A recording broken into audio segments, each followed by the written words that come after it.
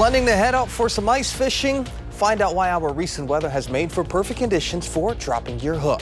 Also, we bring you to a watch party to see how Packers fans reacted to the Green and Gold's wild card playoff game against the Philadelphia Eagles. Plus, the death toll is now over 15 in the state of California in its recent string of wildfires. What's next for the blaze? That's all coming up on News 3 Now at 5:30. Good evening and thank you for joining us tonight. I'm Jalen Banks.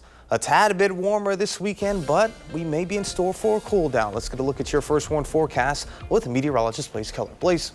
That's right. In fact, we've got alert day conditions expected both Monday and Tuesday morning with wind chill values anywhere between 10 to 25 degrees below zero. Windy conditions right now are going to contribute to those cold wind chills. We got to move out that warmer air mass that we were sitting underneath this weekend and make room for a much cooler one. That's going to happen as we go over the next few days. So alert day conditions for your Monday and Tuesday morning. There's a look at our expected wind chill values Monday morning at about 7:30. And if we fast forward to Tuesday morning, even colder. We have a little bit more cloud cover to work with tonight as opposed to going into your Tuesday morning, and that's going to allow more heat to escape. We're going to be dealing with these northerly winds, so it is going to be a cold start to your Monday and Tuesday. Make sure that you're limiting your time and your pet's time outdoors. Of course, stay with News 3 Now. Should any area schools maybe issue delayed starts, you'll want to know that so the kids can stay inside and stay warm as they're waiting to go to school both days as well. A little bit of a wind chill out there right now, some flakes still falling, but for the most part, the accumulating snow has come and gone. We'll hang out in the single digits tonight. Jalen, we are breaking down yet another Arctic blast on the horizon when it's set to arrive in the full forecast. Sounds good, Blaze. We'll see you then. Now, we're in the thick of winter, and that means people are finding some chill activities outdoor. And our Merrill Hubbard was out on Monona Bay to talk about ice fishing conditions. It's no surprise that this jacket keeps me pretty warm out here, and the same thing goes for the snow when it coats the ice. So we're going to take a deeper look into the science under the ice. If you have that winter coat on, you still lose heat, but it's not as fast. And that's kind of what the snow is acting like when you put it on top of a frozen lake. Blaze Keller, News 3 meteorologist, says this little layer of snow will insulate some of the water's heat, meaning the ice below will grow at a slower pace than it would without the snow coat. Still, the ice is deeper than 4 inches, good enough conditions for ice fishing. I've been doing it my whole life, and I don't think I'll ever stop, so I'll come out and brave the weather anytime. Reporting on Monona Bay, Merrill Hubbard, News 3 Now. Merrill, thank you. Coming up tonight at 10, we will hear more from these ice fishermen and their passion for patience. A popular fast food chain is set to open in Janesville on Tuesday. Raising Cane's, known for its delicious chicken fingers, will open at 3030 Milton Avenue at 10 a.m. Residents are encouraged to show up as early as possible as the following giveaways will commence on opening day. The grand opening will have drawings and prizes as well as some contests. For more information, just head on over to our website at channel3000.com. The Pack facing off against the Philadelphia Eagles on the road in the NFL playoffs wildcard round as we speak. Our Tanasia Shaw is at BuyRock catching up with some fans for the big game. Tanasia, what's the atmosphere like in there? Hey, Jalen, the atmosphere is very loud, as you can hear. Let's take a look at these fans here at BuyRock Bar on the north side. A very decent crowd, probably just over a dozen people at this nice, cozy bar. But we're going to talk to fans about their predictions and how they're feeling. So we're going to talk to two people first. I'm going to talk to Tom right here. So, Tom, first of all, we know it's 0 to 10 right now in the Eagles' favor. How are you feeling watching this game? Just fine. We'll be fine. So you think we have it? We have a chance, of course. There's always a chance. From like 1 to 10%, how much? Like, tell me like exactly where you're at. 8.5. I think that's pretty decent. Thank you, Tom. And we're going to talk to some more people. So stick with me here. We're going to come over here and talk to my friend Matt over here. So Matt, I just talked to someone else and they said they're feeling like we pretty much have it and they think we can pull it together. Do you share those same sentiments? It's not out of the realm of possibility because it is Green Bay. At the same time, it is also Green Bay. Okay, I know it's the third quarter, but do you have any score predictions? It'll be close. I'm hoping right now that it could be a 14-10. 14-10? That's what I'm hoping for at this point. Okay. And let's say that they don't win and this is their last game of the season. What would you say? How would you summarize their season? That's tough to say because they've had a lot of great ups and downs, like any team, but they're coming along, and I have a feeling that it won't be done this year. There's always room for improvement, but next year, if they don't do it this year, that's what us Green Bay fans do, root for the next year. Absolutely. Absolutely. We are keeping this green and gold pride strong here at Rock Bar. Now, I'm going to be here until the end of the game, so I'm going to have those end results and those end result reactions from the fans on Madison's north side. Reporting in Madison, Tanasia Shaw, News 3 Now. Sounds good, Tanasia. Looking forward to it. Thank you. Firefighters are reporting progress in the massive battle against multiple wildfires in Los Angeles County. The two most firesome, the Palisades and the Eaton fire, have left at least 16 people dead and left a trail of damage reaching the billions of dollars. Laura Hayfley reports from Los Angeles County. Flying above the smoke and flames, a California Air National Guard helicopter dumps fire retardant on the Palisades fire. As multiple wildfires continue to rage despite massive efforts over the past few days, residents are hoping to return to their neighborhoods. Avanti Prasanna grew up in the Palisades. It's still heartbreaking, even if your house is there, to know that one of the most, what I always thought was one of the most beautiful neighborhoods in Los Angeles is just gone. My elementary school is gone. My high school is half gone. Most of my friends have lost their homes. Heavy winds in the coming days are expected to be a major challenge for firefighters, heightening concern in the Mandeville Canyon area, a gateway to populated and iconic parts of Los Angeles, like the Getty Museum and UCLA. Like so many other LA residents, Marjan Rajabi found her Palisades home turned to rubble. And we were asked to evacuate, so we grabbed whatever we could, threw it in the car and left. And then now returning, this is what's left. Everything is decimated. The town is decimated. As the blazes enter the new week, California firefighters are joined in battle by those from 8 other states, Mexico, and Canada. Laura Hayfley, CBS News, Los Angeles, California. More than 150,000 people in Los Angeles County are under evacuation orders. Los Angeles Mayor Karen Bass said she has been in touch with President-elect Donald Trump's team about a potential visit to LA, saying it was a positive response. And coming up after the break, special counsel Jack Smith resigns. What this means for the multiple cases against President-elect Donald Trump.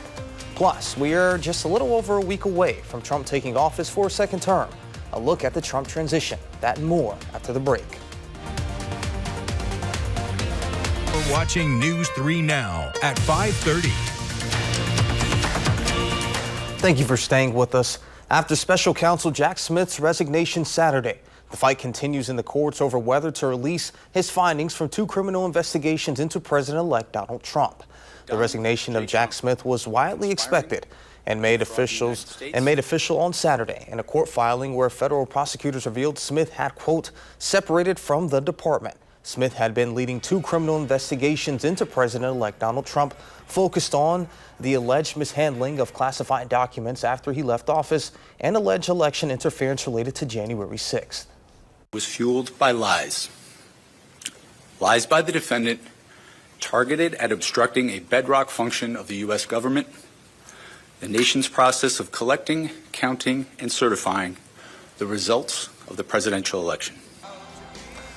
The cases were closed after Trump's win in November, and the findings are now in the hands of the DOJ.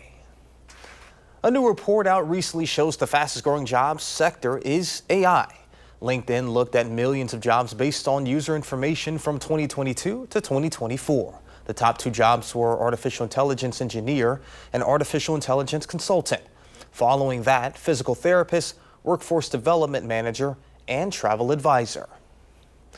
And there's just a little over a week before President-elect Donald Trump's inauguration, with eyes turning to his cabinet picks and the Senate confirmation battles that are ahead. CBS's Christian Benavides reports. With 8 days to go until Inauguration Day, 13 of President-elect Donald Trump's cabinet picks will face questioning on Capitol Hill this week, starting on Tuesday. Among them, his embattled Defense Secretary pick, Pete Hegseth. Republican John Barrasso is the new Senate Majority Whip.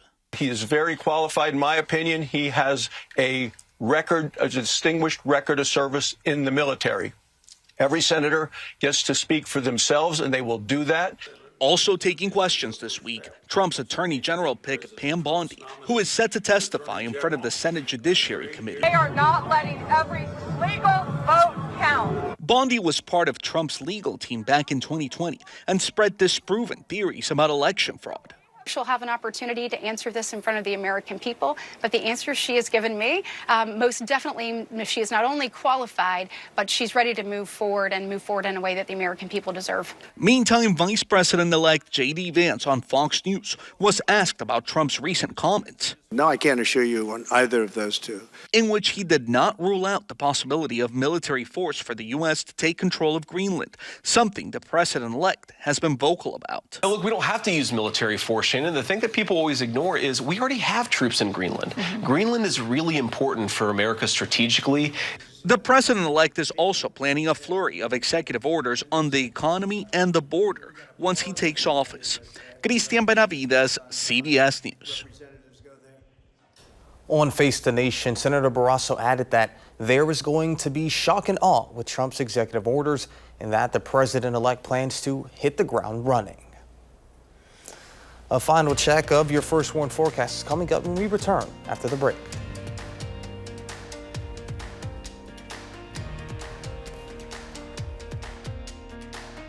We are tracking 2 alert days, Monday and Tuesday morning, as we're getting ready for kind of 2 blasts of really cold air, not only to start off this week, but potentially to start off our following week after a nice warm up Thursday and Friday. We're looking to climb back into those mid-30s before possibly the coldest air of winter so far moves in out of truly the Arctic. We'll touch on that here in just a moment. But again, quickly, alert day conditions for your Monday and Tuesday morning as wind chill values will be anywhere between 10 to 20, possibly as low as 25 degrees below zero.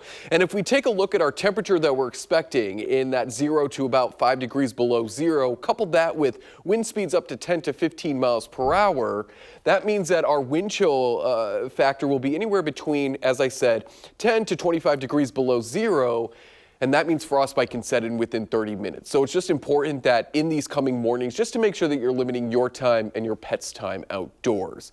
As I mentioned, then we warm up. You're seeing those warm up there Thursday and Friday, and even into Saturday, as our high temperature is about 9 to 15 degrees above average there to end next week.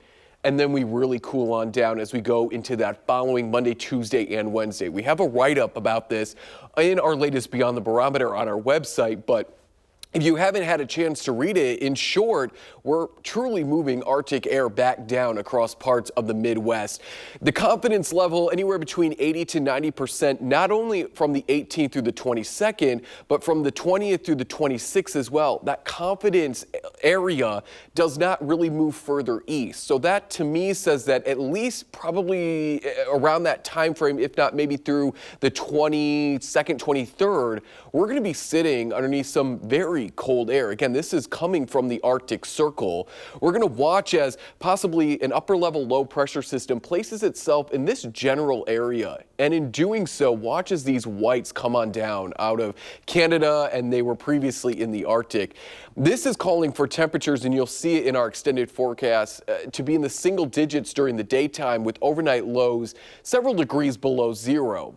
If we get any snow between now and then, that will especially add to our wind chill factor, but it doesn't really look like we're expecting much in the days leading up to that in terms of snow, which is some good news because with the cold air and possibly some fresh snow, not to mention some breezy conditions, that will really make for very cold wind chills. So if we can eliminate at least one of those factors, snow, because we really don't have snow chances next week, then maybe our wind chills won't be as bad as we go into that following work week. But again, for snow lovers, this is not the optimal forecast for you. There's not a whole lot in the way of snow, but as Merrill mentioned at the top of the newscast, for folks who want to get out on the lakes, whether it's walking, ice skating, fishing, or just enjoying them, The lack of snow and these cold temperatures are really going to help that ice not only thicken up, but stay pretty thick for us to get out on it. Again, it has to be at least 4 inches. So as long as it can be that, it should be safe for you. But again, no ice is 100% safe. And there you're seeing it. We'll go from about almost 40 degrees at the end of next week to the 20s Saturday, 16 on Sunday, and then single-digit highs with overnight lows below 0 starting that following week. I really think the week of January, what would that be? The 17th, 18th through about the 22nd, 23rd is going to be very cold. My question for you is that stretch. Are you going to be doing first weather outside? No. No.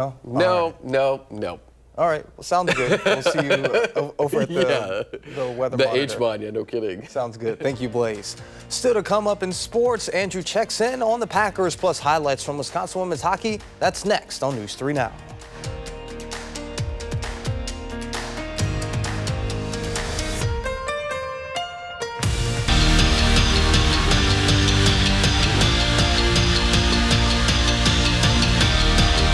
As we speak, the Packers are playing the Eagles in the playoffs, and to say the least, it was a bad beginning for the Pack. Green Bay fumbled on the opening kickoff, allowing the Eagles to score right away. The Packers went down at half, 10-0, and Matt LaFleur called it the worst half of football the Packers have played all season.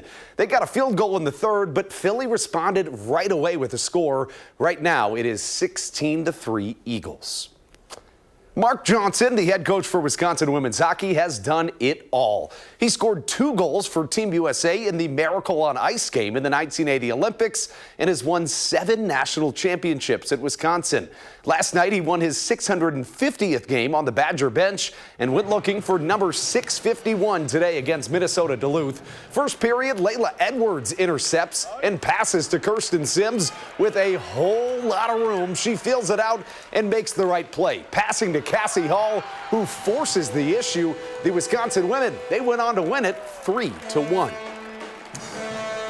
It is no coincidence that the Wisconsin men's basketball team are winners of 5 straight, because in those 5 games, Steven Crowell has stepped into another realm. The big man is averaging over 16 points during the win streak, shooting well above 70% from the field. Most recently, against his home state Minnesota, the Badgers, with him on the floor, were plus 35 in the plus-minus margin.